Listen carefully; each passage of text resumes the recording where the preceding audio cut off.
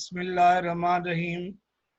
I am Ataullah Samijo, Assistant Professor in Mathematics at Government Islamic Science College, Sakka.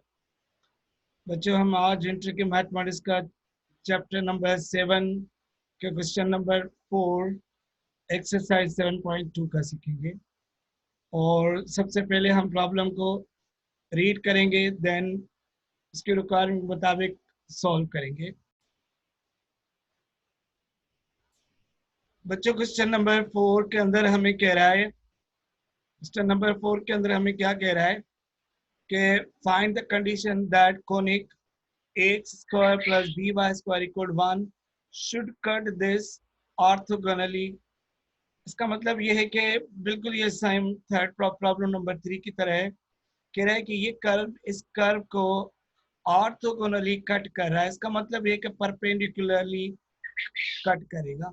Perpendicular का मतलब ये कि इन दोनों की प्रोडक्ट, स्लोप्स की प्रोडक्ट मस्ट बी इक्वल -1 हो। It's very very simple.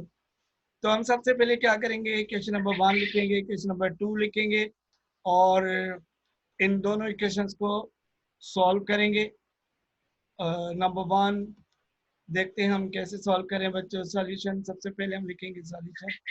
The equation given equation is ax square plus by square equal 1 and a dash x square plus y dash b dash y square equal 1। the given equation of curves ये है हमारे पास। हमें क्या find करनी है, condition find करनी है कि ये दोनों परपेंडिकुलर किस कंडीशन पे हो सकते हैं। तो पहले हम इन दोनों को सॉल्व कर रहे हैं। Multiplying equation number 2 by B dash और and equation number 2 by B, then subtract. Second में इसके ये वाला खत्म कर रहा हूँ ताकि हम सॉल्व कर सकें इजीली। देखें बच्चों, इस पहली इक्वेशन को हमने बी डैश से मल्टीप्लाई किया हुआ और दूसरी इक्वेशन को मैंने बी से मल्टीप्लाई किया हुआ। देन हम सब्ट्रैक्ट करेंगे तो ये कुछ ऐसे बनेगा, a b dash x square plus b b dash y square is equal 1 into b dash which is equal b dash. A dash b x square plus b b dash y square is equal to b. और अगर मैं subtract करूं तो सबकी sign change कर दी मैंने, ये दोनों कट गए और आपके पास ये बन गया। दोनों में एक्स स्क्वायर कॉमन है, मैंने डायरेक्टली लिखा हुआ है। और इन दोनों को सब्ट्रैक्ट करेंगे तो बी डैश माइनस बी होगा। और अगर मैं इसमें से एक्स स्क्वायर की वैल्यू निकाल दूं तो x square equal b dash minus b upon a b dash minus a dash b. Now again multiplying equation number 1 by a dash and equation number 2 by a, then subtract। इन दोनों में से दोनों को मैंने सॉल्व किया बिल्कुल as it, जैसे मैंने लास्ट दोनों इक्वेशन को सिंप्लीफाई किया हुआ है। अब मुझे इस पहली में ए डैश से मल्टीप्लाई किया, a dash x square plus a dash b y square is equal a dash. और सेकंड को मैंने ए से मल्टीप्लाई किया हुआ है, देखिए ए के साथ। तो इक्वेशन कुछ इस तरह बनेगी। दोनों को मैंने सब्ट्रैक्ट किया, ये एक्स स्क्वायर दोनों में कट गया तो आपके पास इन दोनों में देखिए वाई स्क्वायर कॉमन है। और थोड़ी सी सिंप्लीफिकेशन करने के बाद आपको एक्स स्क्वायर और वाई स्क्वायर की वैल्यू मिल गई। नाउ डिफरेंशिएट, ये हमने क्यों फाइंड किया, क्योंकि हमें वैल्यू फाइंड करनी है एक्स कमा वाई की या x square comma y square की।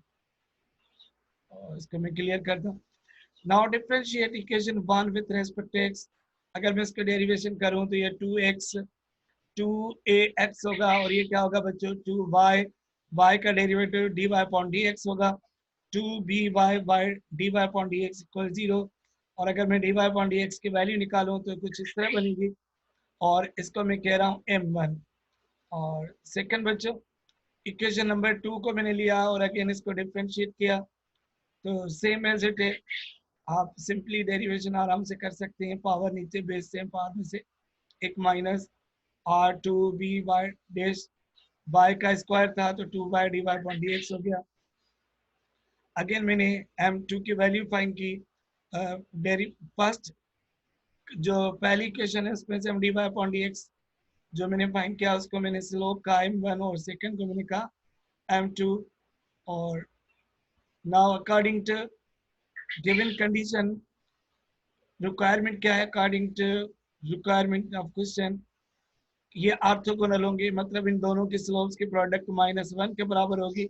ये m1 का वैल्यू है, ये m2 का वैल्यू है, दोनों हमने वैल्यूज पुट किए और इसकी थोड़ी सी सिंप्लीफिकेशन के बाद आपको मिल गया a डैश और x square -1 b dash y square is equal -1। क्योंकि बच्चों हमें कंडीशन फाइंड करनी है, हमें प्रूव नहीं करना, तो हमें क्या करना है, कंडीशन फाइंड करनी है। तो मैं इसको इधर रख लेता हूँ ताकि आप प्रॉब्लम इजीली समझ सके। अब मैंने क्या किया है, एक्स स्क्वायर और वाई स्क्वायर की जगह पे वैल्यू पुट कर दी। ये एक्स स्क्वायर का एक्स स्क्वायर का वैल्यू देखें, एक्स स्क्वायर का वैल्यू है, हम ऑलरेडी कर चुके हैं ये वाला, और ये वाई स्क्वायर की वैल्यू है देखें बच्चों। और उसके बाद इसको हमने थोड़ी सी पढ़ लेकर इसको सिंप्लीफाई किया है, इसको मैं क्लियर कर लेता हूँ। ये बहुत इंपॉर्टेंट एक्सरसाइज के प्रॉब्लम से पेपर के हवाले से बच्चों, a dash into b dash minus b, और इसको सिंप्लीफाई करें, वेरी वेरी सिंपल मैथमेटिक्स, तो आपको कुछ इस तरह से वैल्यूज मिल जाएंगी। B minus b dash upon b b dash, ये वाला देखेंगे बराबर की साइड आ गया, और a dash a dash upon a, ये ए डैश। तो ये आपकी रिक्वायर्ड कंडीशन है। अगर ये वाली कंडीशन ट्रू होगी तो हम कहेंगे ये जो कर्व होंगे वो ऑर्थोगोनली इंटरसेक्ट करेंगे, मतलब परपेंडिकुलर होंगे। Thank you very much.